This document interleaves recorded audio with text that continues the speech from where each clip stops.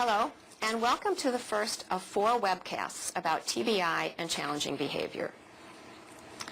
This first webcast focuses on the effects a brain injury can have on students' behavior. These webcasts are sponsored by the Wisconsin Department of Public Instruction.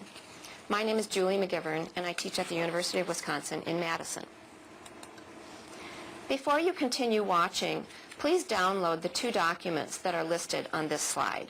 These documents are on the DPI website. We'll be referencing those throughout the webcast today. Finally, I also want to mention that all names of students that are used as examples in this webcast have been changed, and any identifiable situations have been altered to protect student confidentiality.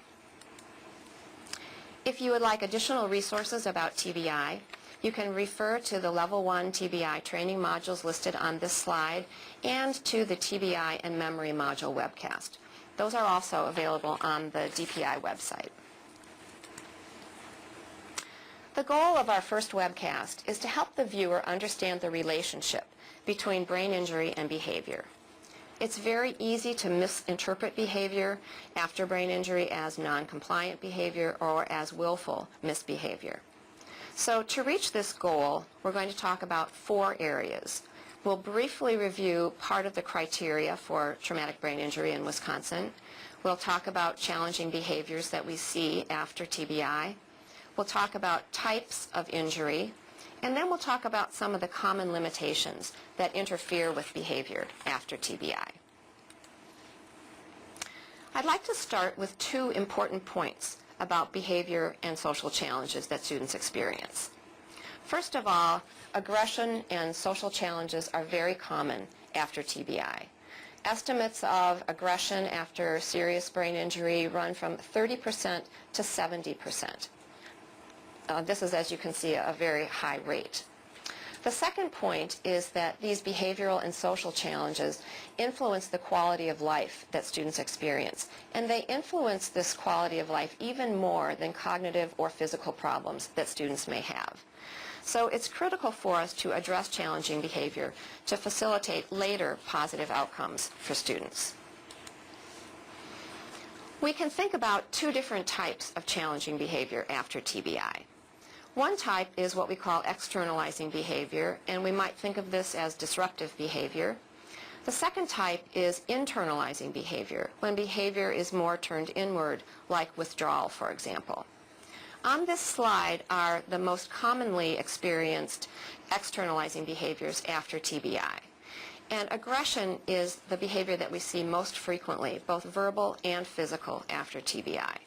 Other behaviors include impulsivity, non-compliance, inappropriate sexual talk or behavior, uncontrolled verbal output, and problems with anger management.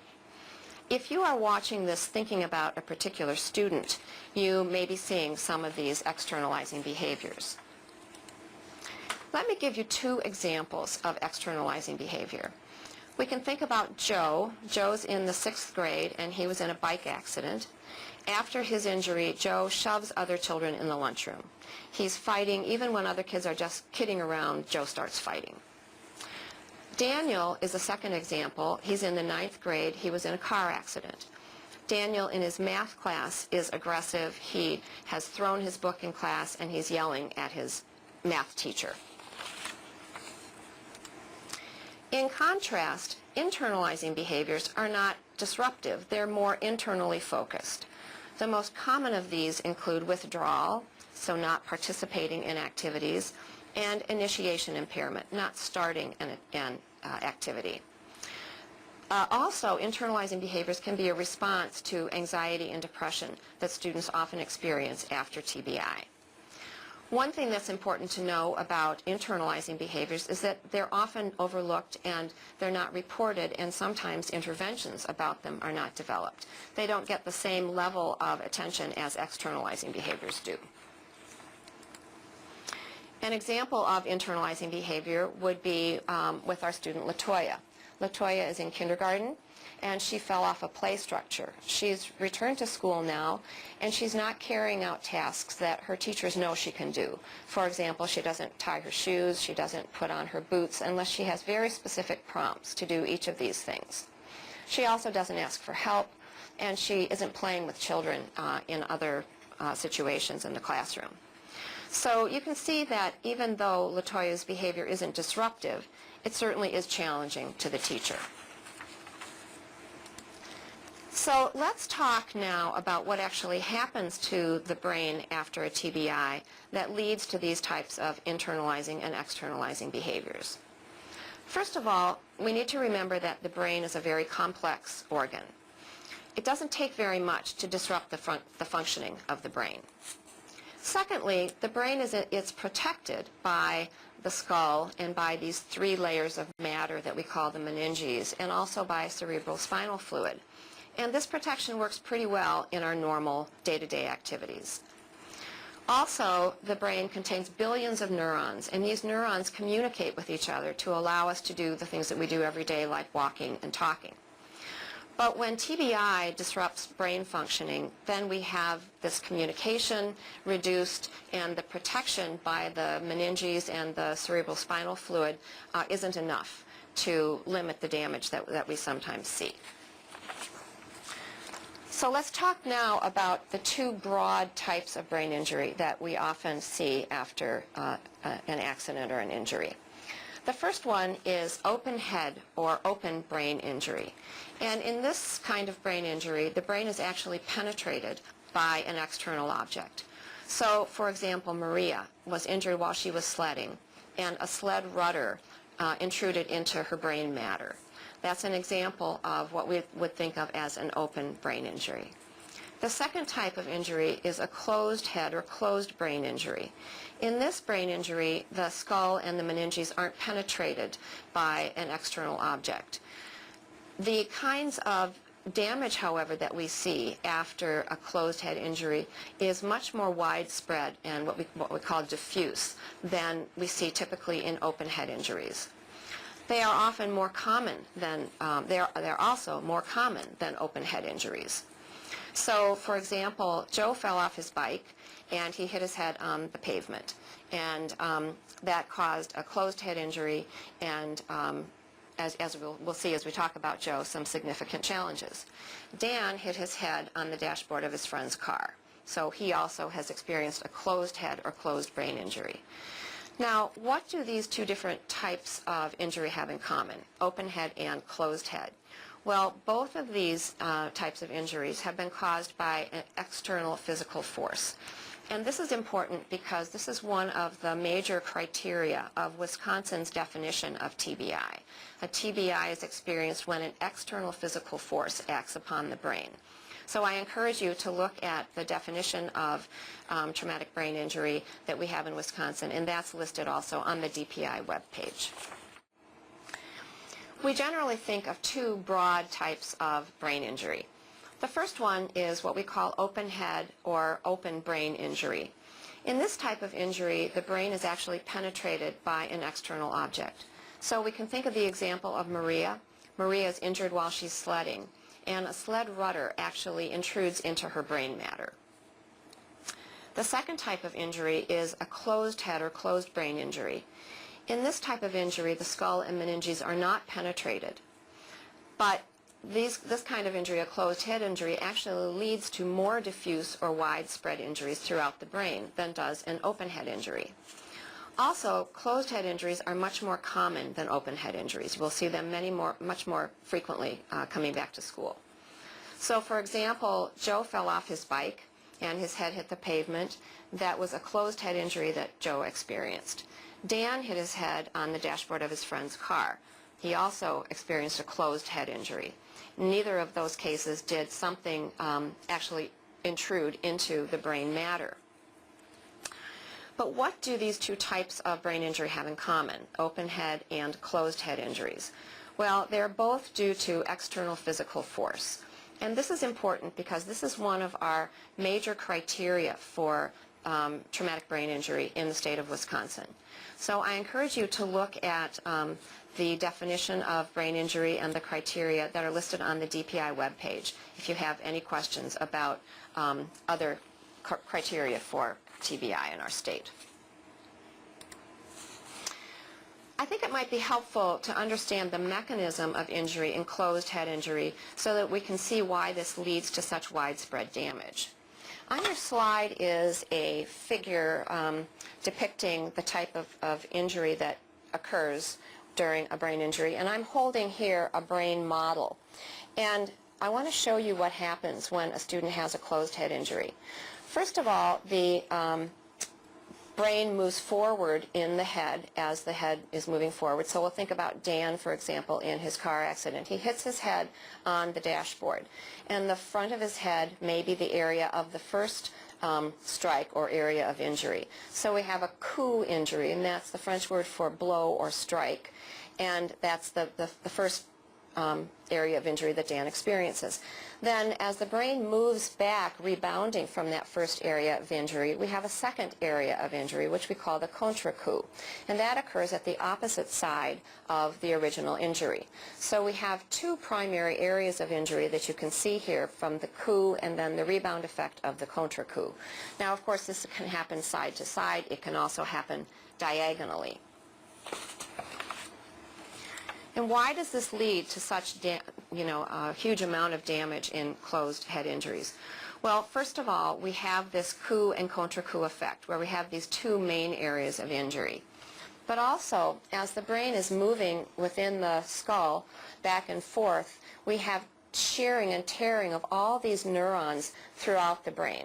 So we're reducing the communication between neurons in the brain as a result of this movement as the brain moves back and forth within the skull. We also have secondary effects of TBI. After injury, the brain often bleeds, it will then swell, and because it's encapsulated in the skull, there's no room for the brain to expand. This causes lack of oxygen to some cells in the brain, and then it causes death of those cells. So just to sum up, remember that open head injuries often lead to much more focal or specific damage after a brain injury, and then closed head injuries often lead to much more diffuse or widespread injury. Also, because of those the widespread damage, we often see many more challenges in students who've experienced closed head injury. And remember, too, that closed head injuries are more common. We're typically going to be seeing those much more often than we see open head injuries coming back to school.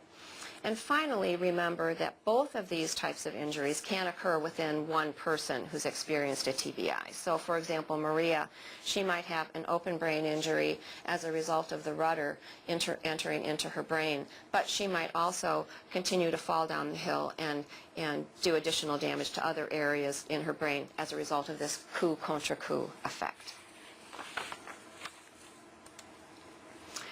When a student is injured, we often want to know what the student's prognosis will be, and that is very difficult to predict. Students' recovery can vary even when students experience a very similar type of injury. But there are three factors we can think about that help us predict how a student is going to recover. The first one is location of injury. Where the student's brain is injured is directly related to the deficits that we're going to see later. Are we seeing language problems? Are we seeing motor problems? Are we seeing vision problems? Those are related to where in the brain the damage has occurred. We're not going to talk about this much today, and so I really encourage you to look at the level 1 materials that were referenced earlier to get more information about, the relationship between location of injury and the deficits that we see. The second factor that can be related to outcome is the severity of the injury. If a student has a very mild brain injury, we might expect to see a better recovery than if a student has a much more severe injury. And we often define severity by the length of loss of consciousness. We've learned that a loss of consciousness of even a few hours can lead to very serious effects after the brain injury. But it's also important to note that even very mild injuries, even injuries that don't have a loss of consciousness, can lead to lifelong effects on functioning. For more information on this concept, I refer you also to the level 1 materials referenced on slide 4. The third factor is support systems. We know that students who have strong support systems both at home and in school have better outcomes. And this is what we're focusing on today. we're focusing actually in this whole webcast series about how we can work to develop good support systems for students who return to school after TBI. Once a student has sustained an injury, he or she may experience limitations that we know directly influence the behavior that we're going to see. So I'd like to talk about several of these today. First of all, physical factors that are related to behavior. Often when students return to school, they experience fatigue. This is one of the most common challenges after brain injury. Also, students have slow processing. They may miss information that's presented because they're not processing the information as quickly as the teacher is presenting it.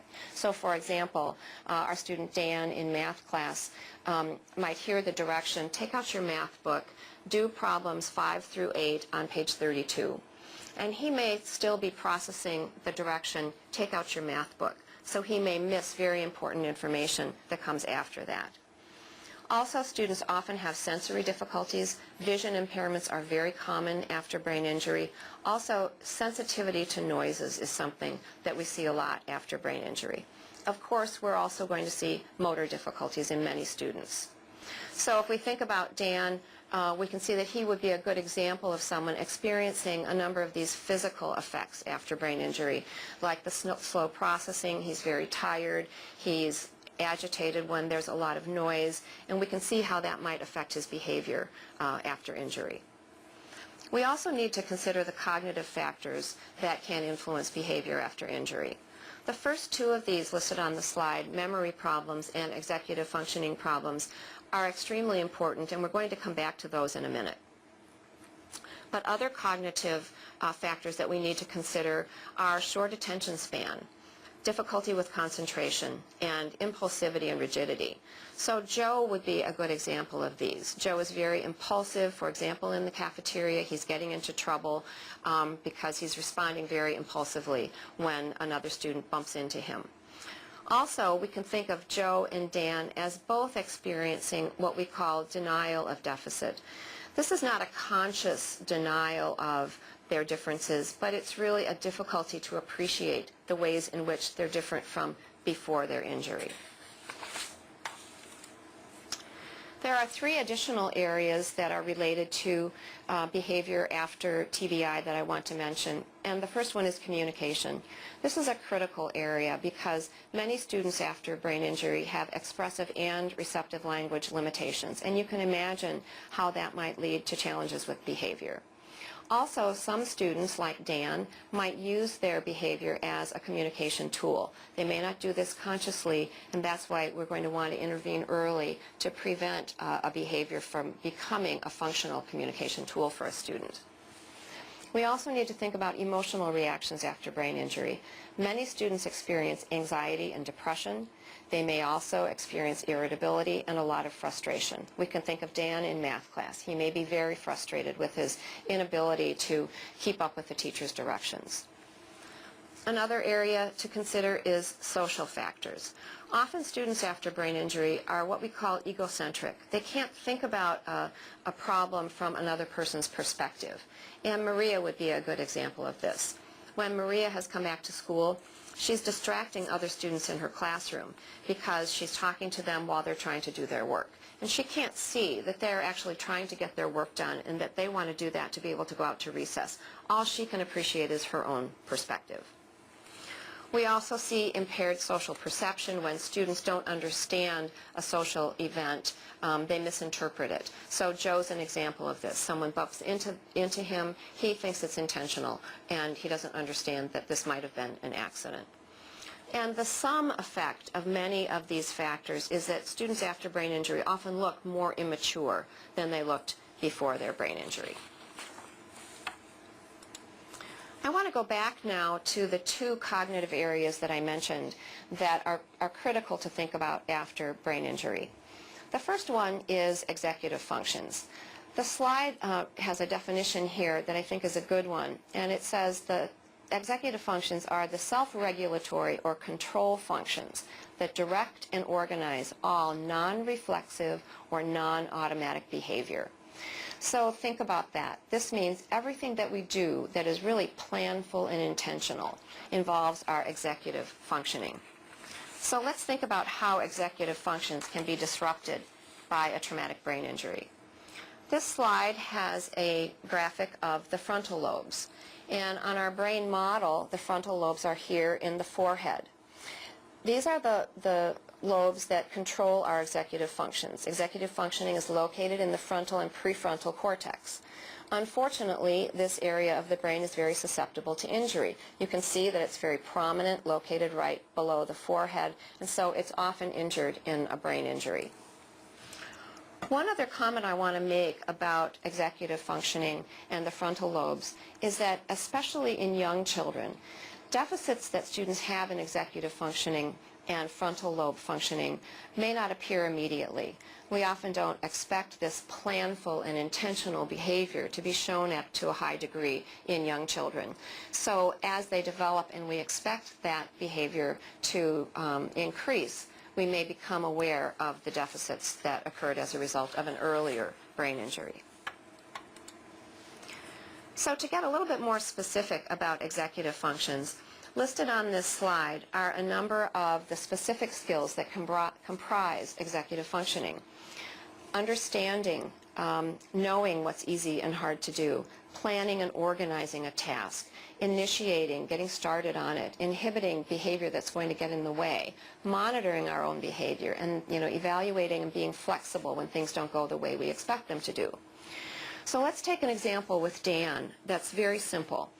Let's say Dan is getting his materials together to go to his math class. So he's coming from lunch and he's going to go to math class, and he needs to get there by the time the bell rings. So Dan has to understand whether this is something he can do by himself. Can he get from point A to point B by himself? He also has to know what aspects of this task are going to be hard for him and what will be easy. Can he set realistic goals for himself? Then he has to plan his behavior. What time do I need to go to get ready? What order do I need to do my activities in? Should I go to my locker first, or should I go get a drink of water or use the restroom first? What materials do I need to have? So once he's gotten past that, he needs to actually initiate this goal-directed behavior. He has to actually start getting his things together. Then he has to inhibit or stop things that will get in the way. So when he sees a friend in the hallway, he has to realize, no, I can't stop and talk to Johnny because that will make me late. I need to inhibit that and move on to get to my math class. So he's monitoring his own behavior. He's thinking, am I on time? Am I reaching my goal? Then in the end, he has to evaluate, how did he do? Did I get there in time? If not, okay, now I have to think flexibly. What am I going to do differently tomorrow? Or he may even need to think strategically about a problem to solve, like, I can't find a pencil. What am I going to do about that? So you can see that even in a task that's as simple as getting materials together for a class, Dan is needing to use a great, many skills that we, sort of lump together in this term of executive functioning. And schools are a place where students need to use executive functioning in many of the tasks that we ask them to carry out. So I'd like to think about some other ways in which prefrontal damage can lead to challenges in school. We've talked about executive functioning, like the complex organizational and planning tasks, but in addition, students may have difficulty processing abstract language or language that isn't direct and to the point. So for example, with Latoya, if she's not getting her shoes on, might not understand the directive, Latoya, get a move on. She may need much more specific and clear language, like, Latoya, put on this shoe. So that's something to think about, the difficulty processing this type of language. Another problem that students will have if they have prefrontal cortex damage is impaired strategic behavior when circumstances are stressful or new. So they may not be able to do something in a new setting or situation that they're able to do in a more structured situation. So for example, Maria might be able to show some reading skills with her teacher in a one-to-one interaction that she's not able to show when she moves into a more complex environment that has more distractions, for example. And the last point I want to make is about the failure that students with prefrontal cortex damage may have in benefiting from feedback about their behavior. We can think about Dan and use of a calculator as an example here. So Dan's using his calculator incorrectly. He's pushing a button out of sequence, and his teacher explains to him, no, you need to push this button first and then continue. And he says, oh yeah, I understand that. I need to push this button first and then continue. But when he goes back to actually using his calculator, he may continue to use it incorrectly. This is what one of the early researchers in brain injury called the riddle of the frontal lobes. And he said this is the curious dissociation between knowing and doing. So often if we see a student able to verbally explain what they're supposed to do, but then not do it as they're performing a task, we may misinterpret that as being willful misbehavior. So it's important to remember that students can't always benefit from the feedback that we're giving them if they've had a serious brain injury. Another consequence of frontal and prefrontal lobe damage is aggression. And as you can imagine, controlling aggression requires strong behavioral regulation, particularly of impulses. People could be very aggressive in many situations if they can't control their impulses. The frontal lobe damage that we've been talking about leads to aggression even in response to very minor provocation because of this reduced behavioral impulse control. We want to distinguish, though, between two different types of aggression. And the first one is early onset irritability or aggression. And I want to use an example of Mike, who had a motorcycle accident, as an example here. Very early in Mike's recovery, he's quite aggressive, quite irritable, and agitated. And we can think of this irritability and aggression as very related to the neurological damage that Mike has experienced. We're really seeing the effects of the brain injury very early on, and that's leading to this irritability and aggression. When we see delayed onset of irritability and aggression, though, we might be thinking of other factors that contribute to it. So let's think about Cindy as an example. Cindy's had a brain injury and she's recovering quite well. She hasn't been aggressive or very irritable or agitated. She's making a good recovery. But now we start to see the irritability and aggression in her everyday activities.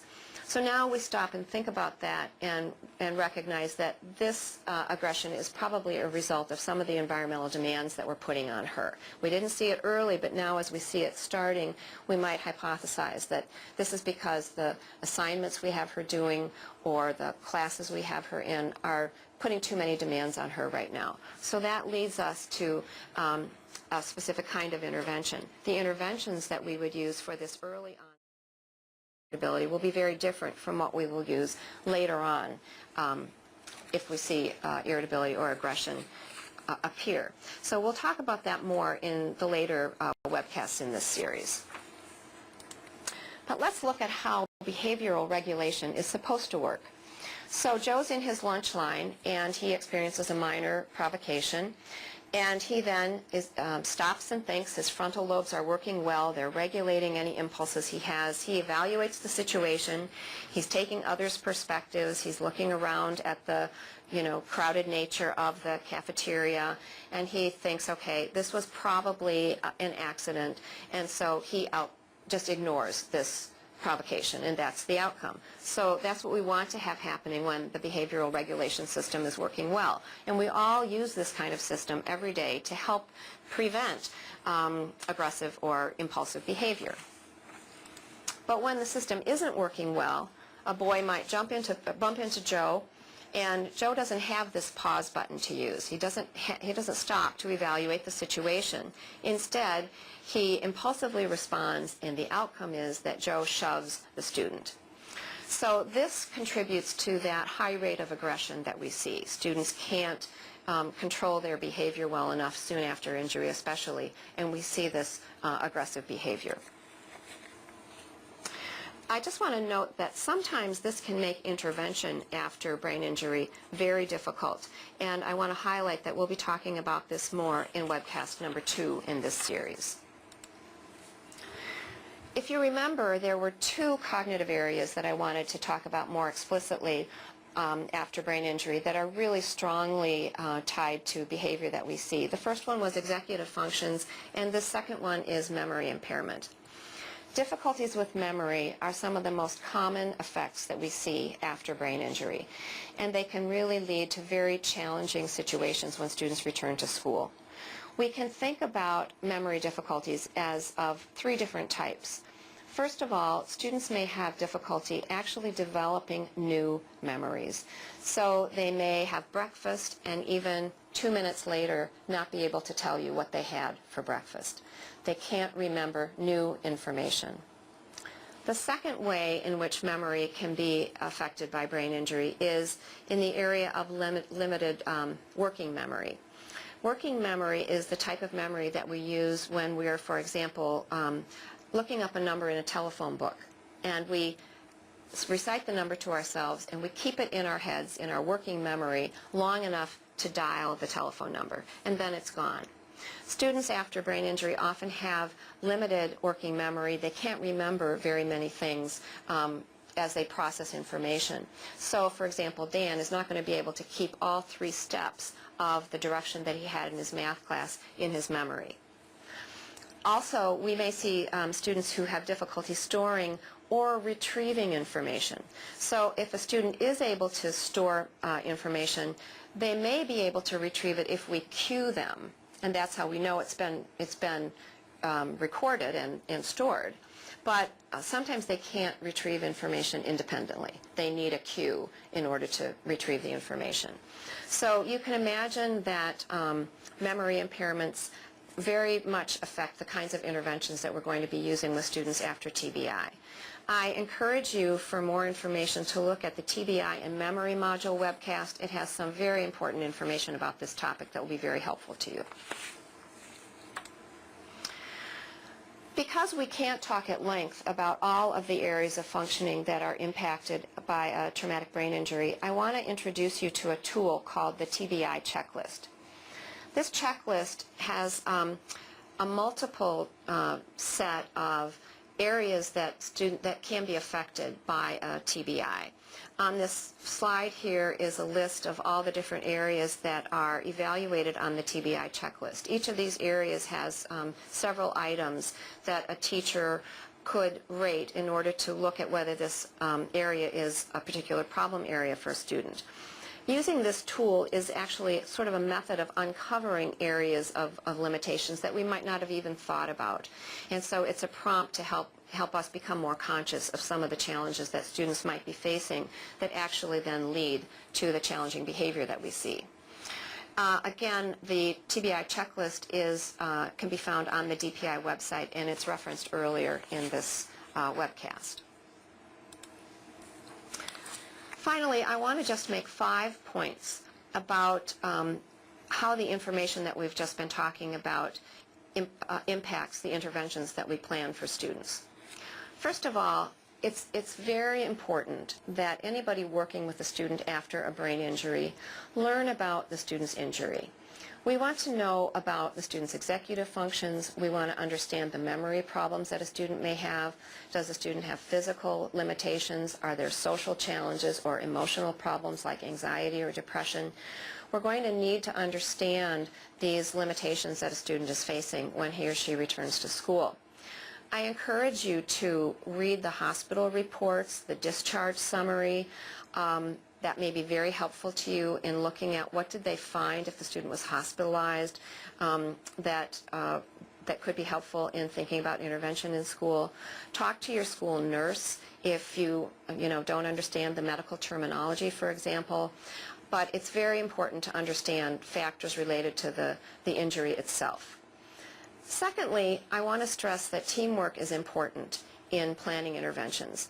And I want to note that we want to include family members on our teams working with students with TBI. Family members often have learned a lot about injury, and they may have a lot to contribute about how to help a student as the student reenters school. The third point I want to make is that we need to consider the student's stage of recovery. Very early in recovery from injury, students may not be able to control their behavior very well. And this is going to influence the kinds of interventions that we're going to be using. The fourth point is that early intervention is critical. We want to prevent behaviors that a student might be engaging in from becoming entrenched and from becoming functional. So we want to intervene early to prevent those behaviors. And finally, students after TBI often change very rapidly. Their needs change, their skills change, and we want to stay on top of the changing needs that students exhibit in schools. So stay in touch with families, find out if there are ongoing medical evaluations that might be helpful in providing information to us.